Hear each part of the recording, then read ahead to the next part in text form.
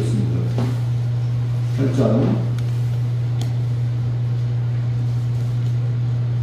1절로 마태복음 10절까지 부분을 적었습니다. 찾아계신지 말고 한 절씩 교독하겠습니다. 예수께서 산에서 내려오시니 수많은 무리가 따르니라. 한 나병 환자가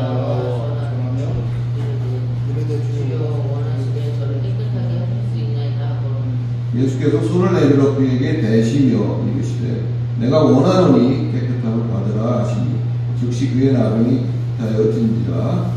예수께서 이르시되 상가 아무에게도 알지 말고 다만 가서 제사장에게 몸을 보이되 고생하며 하는 일을 드려 그에게 인하라 하시니라. 예수께서 가버나움에 들어가시니 한 백부장이 나와 간구하여 이르되 주여 내 아이들이 누구로 내게도 몹시 괴로워하나이다. 이르시되 내가 가서 고쳐주리라.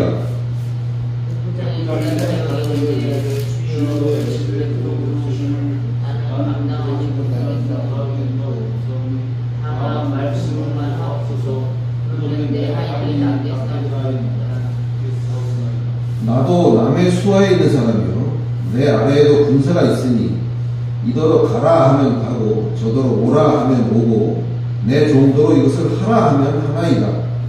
예수께서 이르시고 우리에게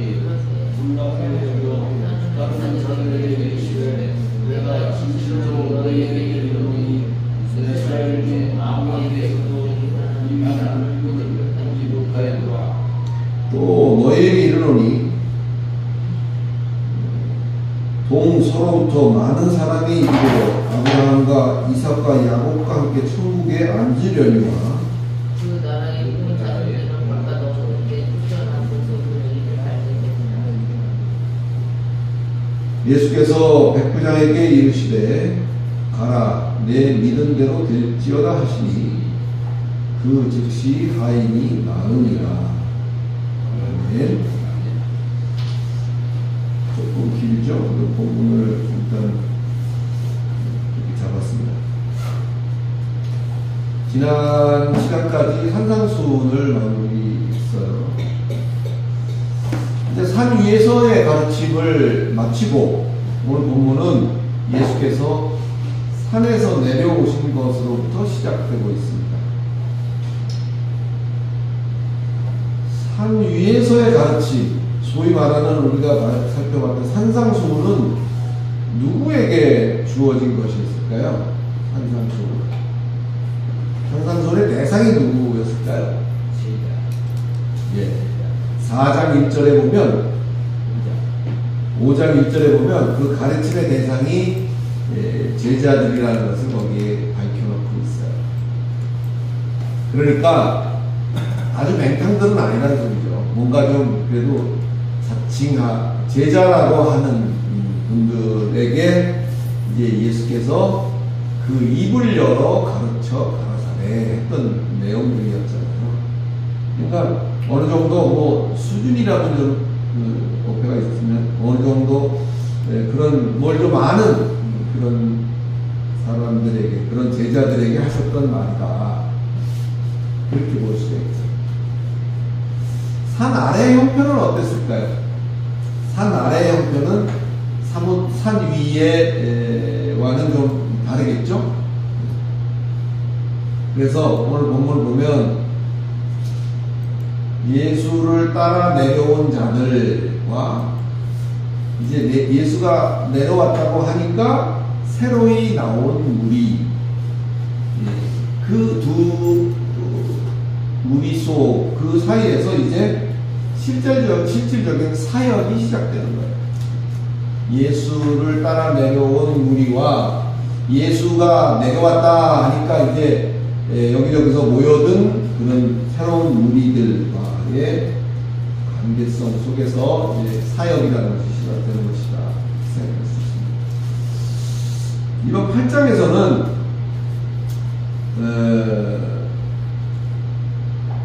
먼저 세상의 형편이 어떠냐, 세상의 상황이 어떠냐, 뭐 이런 것을 세 가지 유형의 질병, 이 8장에 병이 세 가지가 나와요. 2절, 6절, 14절 이렇게 보면 세 가지 병이 나오는데, 그것들을 통해서 이제 그런 부분들을 먼저 보여주고 있다, 이렇게도 말할 수가 있습니다.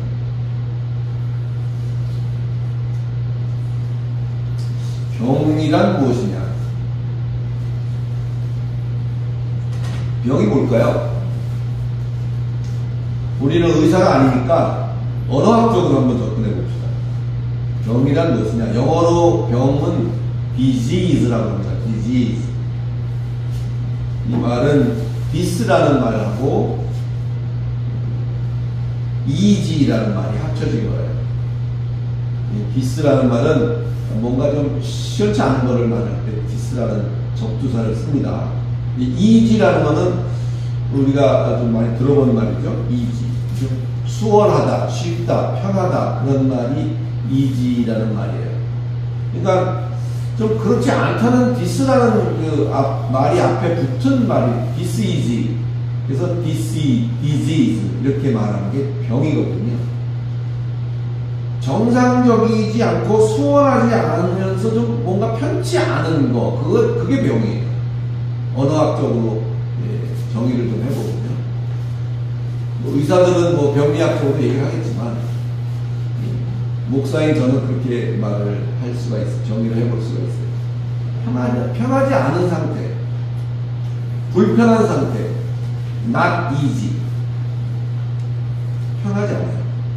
뭔가 불편한 그 상태를 통틀어서 우리는 병이다, 이렇게 말할 수가 있는 거예요. 그 중에서 오늘 본문에서 제일 먼저 나온 자가 2절에 나오는 문둥병자다, 이렇게 보시면 되겠습니다. 문둥병자, 이게 문둥병자란 말은 개역 한글판에 있는 표현이었어요. 먼저 우리가 보던 성경에는 이렇게 문둥병자라고 했는데, 그게 조금 적당하지 않다 해서 나병 환자 이렇게 바꿨어요. 그게 개역 개정에 나오는, 오늘 우리가 읽은 본문 속에 나오는 나병 환자예요. 문둥병자건 나병 환자건 우리말로 번역한 거예요. 그 원래 이 단어는 레프로스라는 말이에요. 레프로스는 말이 레피스에서 온 말이에요. 레피스는 물고기의 비늘을 말합니다. 물고기의 비늘. 생선을 사면 이렇게 생선 장수들이 비늘 정리해주잖아요. 물고기 비늘이 레피스인데, 그 레피스라는 말에서부터 온 것이 레프로스. 그 번역이 문둥병, 나병, 그렇게 번역이 되어 있는 거예요. 이게 레프로스, 물고기 비늘에서부터 왔다는 말이 굉장히 흥미로운 부분입니다. 결국은 이 문둥병, 나병이라는 것은 지금 이 시대에 백과사전에 나오는 그런 의미의 나병과 문둥병과는 달리 성경에서 나오는 이 문둥병, 나병이라는 것은 물고기 비늘처럼 뭔가가 덮여져 있는 걸 말하는 거예요. 덮여져 있어요. 가로막고 있는 거예요. 물고기 비늘에서부터 비롯된 말이 이 병의 어떤 성격을 얘기해주고 있다라고 볼 때 굉장히 좀 우리가 주목해야 되고 흥미로운 부분입니다. 사랑하는 성도 여러분, 오늘 성경을 우리가 읽을 때 가장 중요한 자세는 뭐냐면, 가늠한 여인의 얘기를 하든 아니면 여러 가지 성경에서 비유로 말하는 것들이 있잖아요. 특별히 오늘 문둥병에 대한 얘기, 나병 환자에 대한 얘기를 하고 있는데, 나는 피부도 깨끗하고 아픈 데 없는 어떤 그런 거니까 이거는 나하고 별 관계가, 남의 얘기인 것처럼 우리가 그것을 바라보는 어떤 그런 시각에서 벗어나야 된다는 거예요. 이 지금 다루고 있는 이 병들이 과연 나와 여러분과 직접적인 관계는 없는 걸까요? 아무 상관없는 얘기일까요? 그런 부분에서 우리는 좀 깊은 생각을 할 필요가 있겠죠. 이 병, 문둥병, 나병이라는 것이 물고기 비늘에서부터 온 말이고, 결국은 이거를 얘기하자면 뭔가가 비늘 같은 걸로 쌓여 있거나 뭔가가 비늘로 덮여 있거나 뭐 이런 상태를 말하는 거거든요. 이 비늘의 기능은 두 가지예요. 하나는 내용물의 보존입니다. 이 에베소서나 이 뒤쪽으로 갔을 때 이 어린 갑이라는 이야기가 나옵니다. 성경 속에 어린 갑. 그 어린 갑이라는 것이 한문으로 물고기 비늘로 만든 갑주. 그게 어린 갑이에요. 물고기 비늘처럼 만든 갑주. 요즘 고려 거란 전쟁 뭐 이런 게 아마 TV에서 나온 것 같은데, 장수들이 입은 옷을 보면 갑옷이잖아요. 갑옷에 그 뭐 쇠로 만들었던, 종이로 만들었던, 어찌됐든 물고기 비늘처럼 이렇게 켜켜이 해서 갑옷을 만드는 것이거든요. 그래서 어린 갑이라고 하는 말은 물고기 어자에 비늘 님자예요. 그래서 물고기 비늘처럼 만든 갑옷, 그것이 어린 갑인데, 순기능, 좋은 기능을 말하면 보호하는 거죠. 그 입은 사람을 보호하는 거예요. 갑옷을 입음으로써. 내용물의 보존. 첫째 기능이, 비늘의 기능은 내용물의 보존입니다. 물고기의 경우도 비늘이 있다는 것은 어떤 외적으로부터 이렇게 상처가 좀 나지 않도록 막아주는 역할을 하거나, 또는 오염된 물로부터 직접적으로 그 물고기가 상해를 받지 않도록 이렇게 쌓아놓고 있는 어떤 그런 기능이 지금 말하고 있는 내용물 보존에 대한. 또 다른 하나의 기능은 내용물을 포장하거나 내용물을 가리고 있는 기능이죠.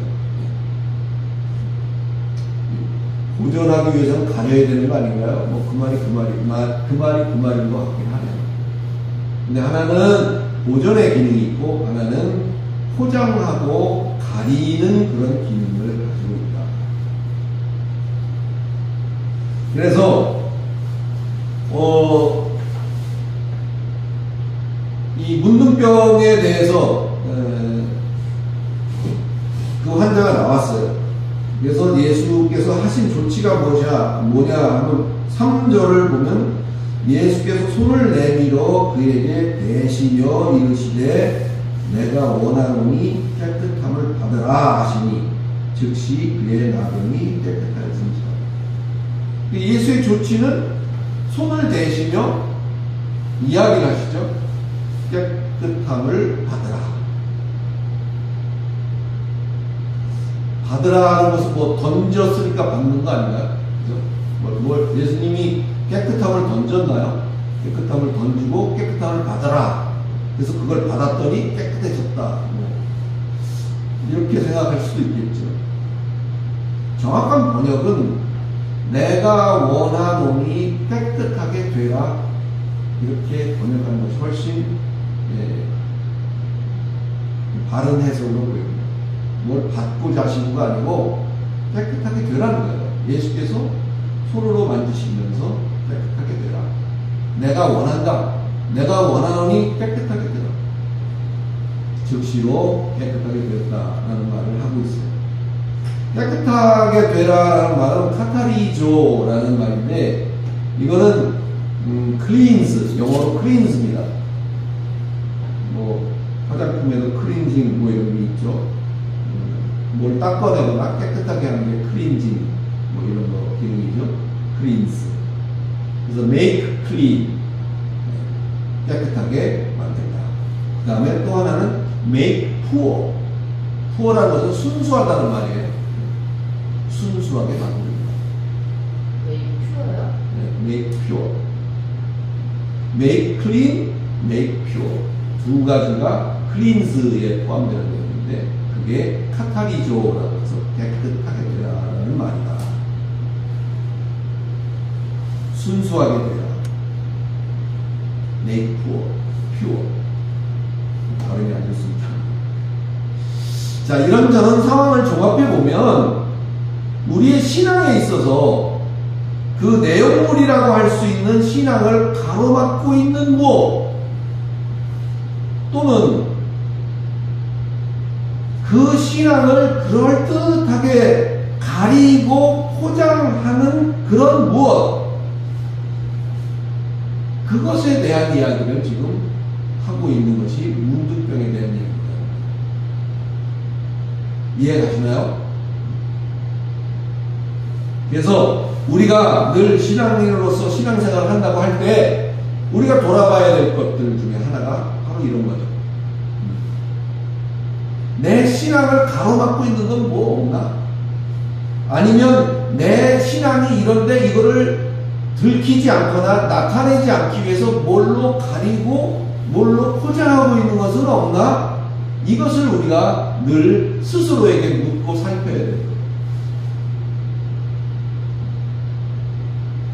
엄밀하게 우리 자신을 돌아볼 필요가 있다.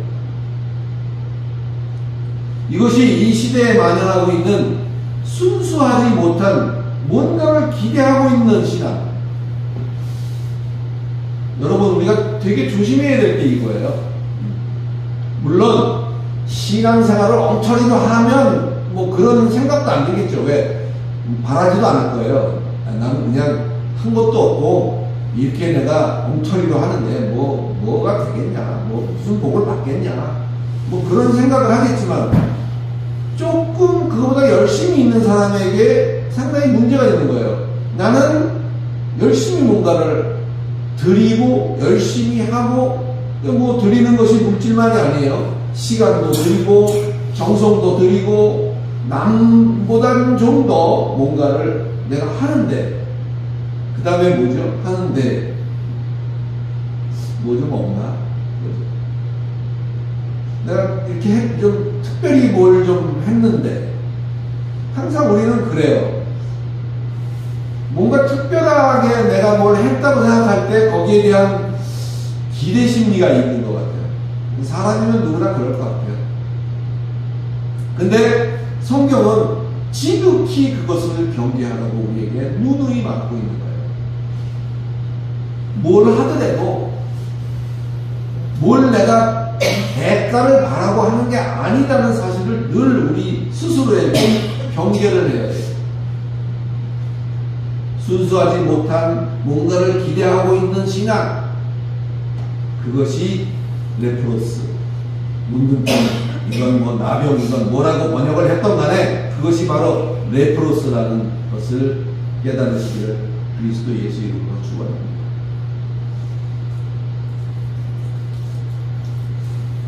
이쯤 되면 이 문둥병, 뭐 나병, 이게 나하고는 전혀 관계없는 그저 남 얘기하는 것으로 들리지는 않겠죠. 구약 속에서도 이 문둥병에 대해서 언급한 적이 있어요. 레위기에서 이 문둥병에 다룬 적이 있는데 뭐 기억이 나실란가 모르겠어요. 당연히 안 나겠지만 여러분이 기억이 안 나셔야 저희는 신이 납니다. 너무 기억을 잘하면 할 게 없어요. 그죠?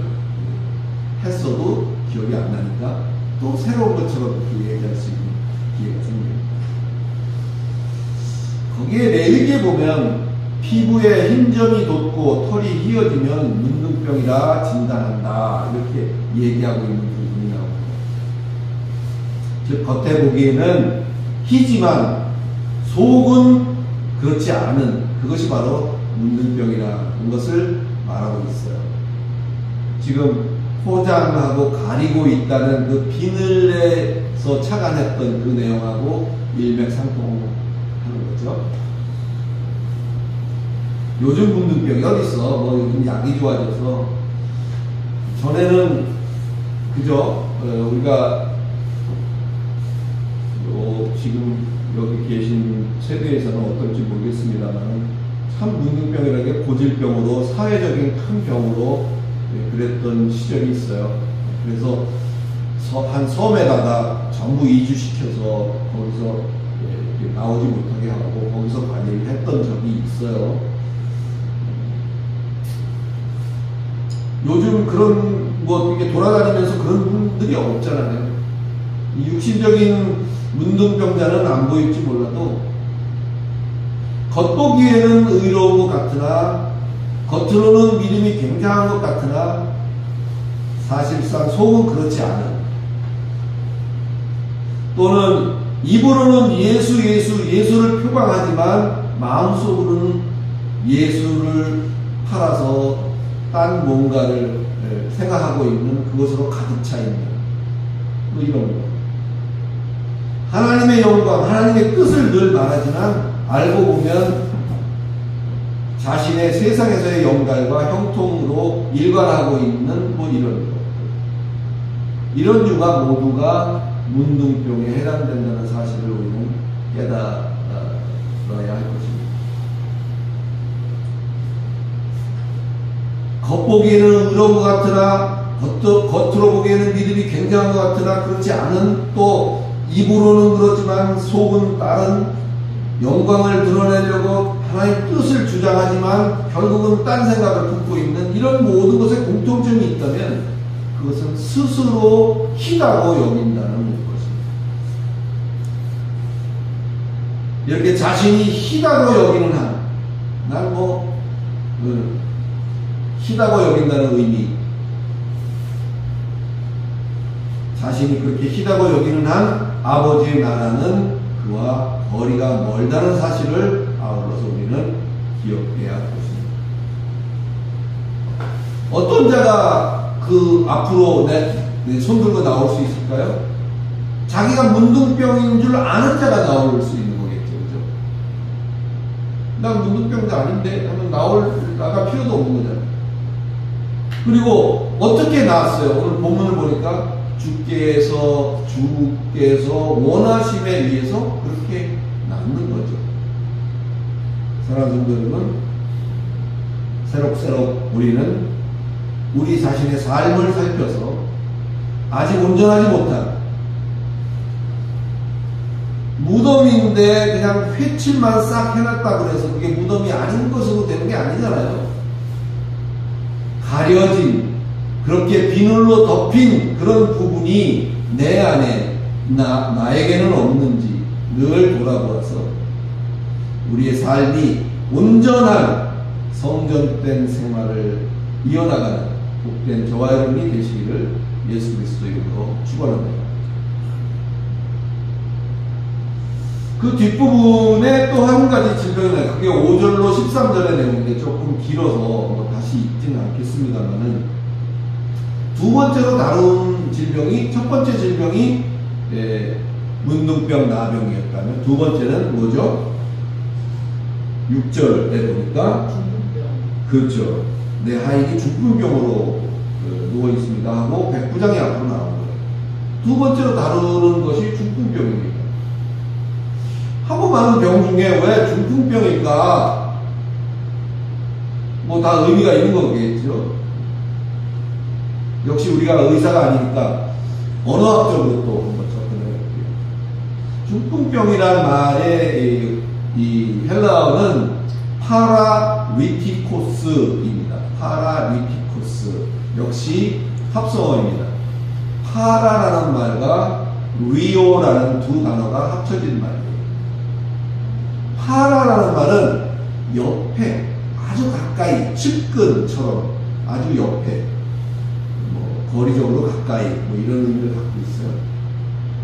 리오라는 말은 말 그대로 해방시켜주다, 풀어주다, 이렇게 헐거워지다, 그런 의미가 있습니다. 그래서 중풍병이라고 번역한 이 말의 원래 의미는 파라리오예요. 파라리오. 풀려 있어서 헐거워져서 뜻대로 되지 않는 상태. 역시 불편한 상태죠. 마비되었다라고 말하기에는 조금 비슷하면서도 다른 면이 있는 게 파라리오예요. 풀어져서 제대로 되질 않아요. 그러니까 생각은 멀쩡하지만 몸이 말을 듣지 않는 거, 몸이 말을 듣지 않는 거, 그걸 말하고 있다고 생각하시면 돼요. 생각한 대로 움직여지지 않습니다. 생각은 이쯤 하면 될 것 같았는데 헐거워져가지고 거기까지 못 가고 있는 뭐 이런 거 상상하실 수 있겠죠? 풀어져 있는 거. 알긴 아는데 아는 대로 행동할 수 없는 것. 옆에서 보는 사람도 그렇지만 본인도 매우 답답하고 고통스럽겠죠. 왜? 안 되니까. 알긴 아는데 안 되거든요. 믿음에 있어서도 사실 흔히 볼 수 있는 거 아닌가요? 머리 따로, 몸 따로, 마음 따로, 따로. 그런데 오늘 백구장의 내용을 아까 읽었습니다만은 상당히 좀 대조적인 면을 가지고 있어요. 뭐라 그러죠? 나도 수하에 이게 구절입니다. 나도 수하에 있는 사람이요. 수하에 있는 사람이라면 누구 밑에 있는 사람이에요? 백부장이니까 천부장 밑에 있겠죠? 내 아래도 군사가 있으니 100명이 있다는 소리거든요. 이더러 가라 하면 가고 저더러 오라 하면 오고 내 정도로 이것을 하라 하면 하나이다. 이렇게 말하고 있어요. 그래서 백부장이 내가 가서 고쳐주겠다 예수께서 할 때 아유 그러실 필요 없습니다. 집에 오시는 거 감당할 수 없으니 그냥 말씀으로만 하십시오. 그렇게 얘기를 하는 모습을 보이죠. 이런 태도는 예수께 매우 인상적이고 결국은 10절 같은 그런 평가를 내리도록 하고 있어요. 살짝 졸릴 것 같으니까 10절은 같이 한번 읽습니다. 우리 같이 10절 시작. 예수께서 들으시고 놀랍게 여겨 따르는 자들에게 이르시되 내가 진실로 너희에게 이르노니 이스라엘 중 아무에게서도 이만한 믿음을 보지 못하였노라. 그런 평가를 받았어요. 그렇다면 어떻게 백부장은 그럴 수가 있었을까? 어떻게 백부장은 그랬을 수가 있었을까? 그가 이방인이지만 이스라엘보다 뭔가 우월한 게 있나요? 우월한가요? 우월하다고 할 수 있나요? 이스라엘보다 더 많이 하나님과 예수와 이런 것에 대해서 더 많이 배우고 더 많이 알았을까요? 그렇죠. 그럴 리가 좀 희박하죠. 그 하신 말씀이 믿어지는 것은 물론 그가 명령대로 하고 자기 부하에게도 동일하게 하는 그런 백부장이었기 때문일 수도 있겠죠. 왜냐하면 어떤 그런 명령체계 속에 있는 사람이니까 그 명령의 중대성을 알고 또 명령대로 행하는 것이 자기 직업이었으므로 굉장히 거기에 익숙했기 때문에 이렇게 할 수도 있었겠죠. 그러나 오직 그가 그럴 수 있었던 근본적인 이유는 그가 아들의 생명을 가진 자이기 때문이다. 이렇게 볼 수는 없을까요?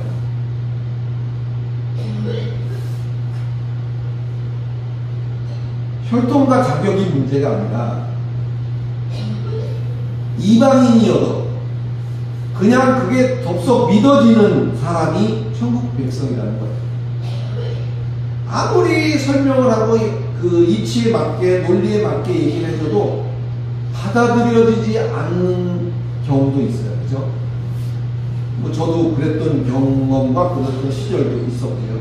여러분도 다를 거 없을 것 같아요. 과연. 어떤 거는 그런데 이야기를 하면 바로 믿어져요.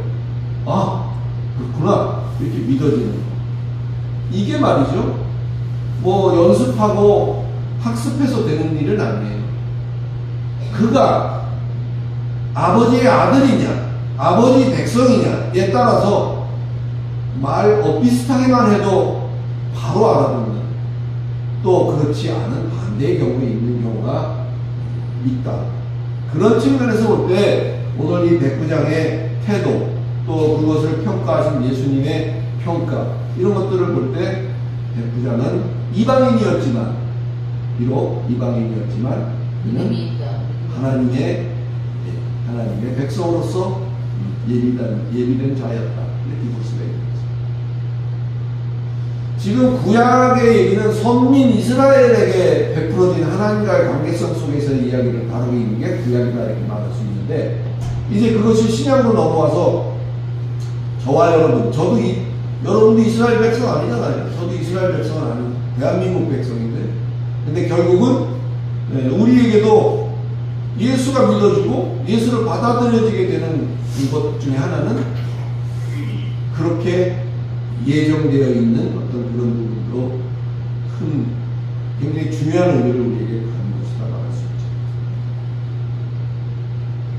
혈통과 자격의 문제가 아니라 그냥 그렇게 믿어지는 사람이 천국 백성이다. 그러면 본 백성은 어떻게 되는 것이냐? 거기에 대한 답이 12절에 있죠. 본 백성에 대한 얘기. 12절. 그 나라의 본 자손들은 바깥 어두운 데 쫓겨나 거기서 울며 이를 갈게 되리라. 이를 갈게 되리라. 결국은 본 백성이 만약에 그렇게 된다면, 쫓겨내져서 거기서 뭔가 일을 갈고 뭔가를 이렇게 해야 되는 별도의 스페셜 과정이 그들에게 있다는 것을 의미하는 거예요. 이해가시나요? 본 백성은 다 버리고, 아니라고 하거나 믿지 못하는 놈은 다 버리고, 본 백성이 아니더라도 이방인들이라도 그냥 아멘하고 믿고, 믿어지는 사람만 내 새끼다, 이렇게 하지 않으신다. 그 본 백성에 대한 조치는 별도로 바깥에 내보내서 별도의 과정, 얼마나 힘들면 일을 갈면서라도 그거를 과정을 통과하는 것이 있을까 생각해 보시기 바랍니다. 뭔가 별도의 과정이 있는 거죠. 그 과정에 들어가지 않는 게 오히려 낫겠죠. 또 하나 중요한 사실 우리가 봐야 될 것은 예수의 말씀입니다. 그를 얘기했고 13절 볼까요? 예수께서 백부장에 이르시되 가라 내 믿은 대로 될지어다 하시니 그 즉시 그 하인이라. 뭐라고 하신 거예요? 예수께서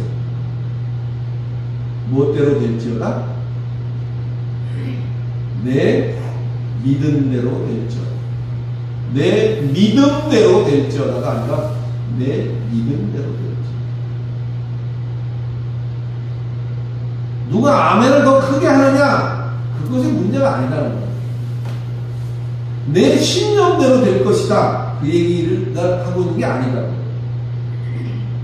예수가 하신 말씀은 네가 믿은 대로 될 것이다. 그때 구체적인 상황 속에서의 믿음을 가리키는 말이에요. 내 믿음대로. 믿은 대로 움직이는 그대로 될 것이다. 행함이라는 것이 믿었다는 증거라는 말을 지난번에 했어요. 혹시 기억나시나요? 지난 시간에 산상수훈 마치면서 마지막으로 이것을 행하는 자와 행하지 않는 자에 대한 얘기를 했어요. 불의야라고 했을 때 그것을 어떤 사람은 피하지만 어떤 사람은 피하지 못하죠. 않죠. 그것은 그 안에 믿음이라는 과정이 있다는 얘기를 했습니다. 그것만큼은 좀 기억해 주십사 했던 거 생각이 나실지 모르겠네요. 행함은 믿었다는 증거다. 믿었다는 것이 행동으로 나타나는 것이다. 그래서 백부장의 그 믿음대로 될 것이다 하니까 그 즉시 나았다. 그렇게 행동하고 싶지만 또 그렇게 행동한다고 하고 있지만 또 그렇게 되지 못하는 것이 오늘 두 번째 질병으로 말하고 있는 중풍병, 파라리오에 대한 설명이 되겠습니다. 하려고 하고 싶고 그렇게 하려고 하지만 그렇게 되지 못하는 것. 그게 중풍병이라는 것을 잘 깨달았습니다. 우리가 몸은 정상이지만 그러한 믿음이 되고 있지는 않은가를 늘 살피면서 갈수록 더욱 온전한 신앙의 실천자들로서 믿음대로 행할 수 있는 그런 실력자로서의 저와 여러분이 되시기를 예수 그리스도 이름으로 축원합니다. 기도하겠습니다. 거룩하신 하나님, 예수께서 산 위에서의 가르침을 마치고 산 아래로 이제 내려오셨습니다.